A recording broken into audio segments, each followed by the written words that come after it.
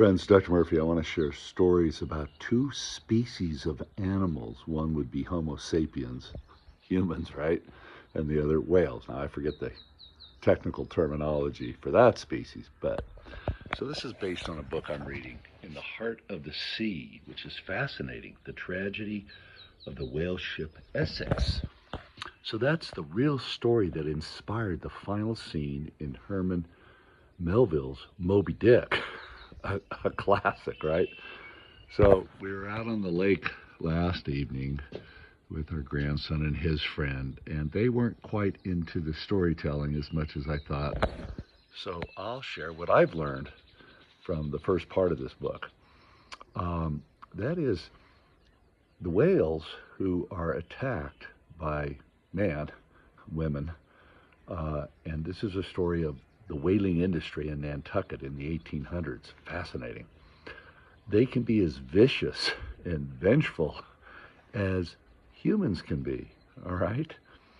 And the human species covered here are the Quakers. So we have this image of the Quakers being very peaceful people. Uh, but when it comes to protecting their own and their own financial interests in the whaling industry in the 1820s or so, it's like, whoa, they're every bit as vicious as the whales that they attack.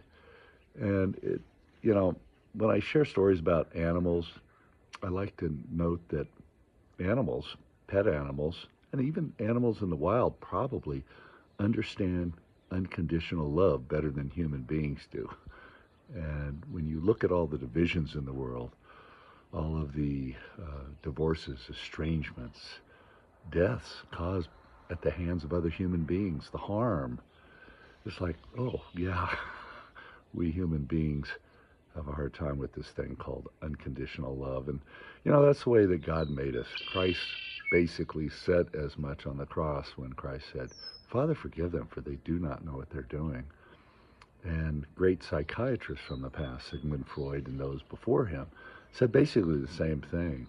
All this hurt in the world, it's really just subconscious projections of one's inner insecurities, anxieties, fears onto others.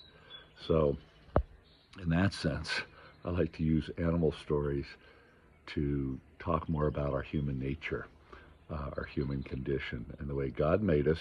And I believe God will save us all from ourselves at the end of the day. But, while we're on Earth, we human beings sure like to fight with each other and other species of animals, don't we?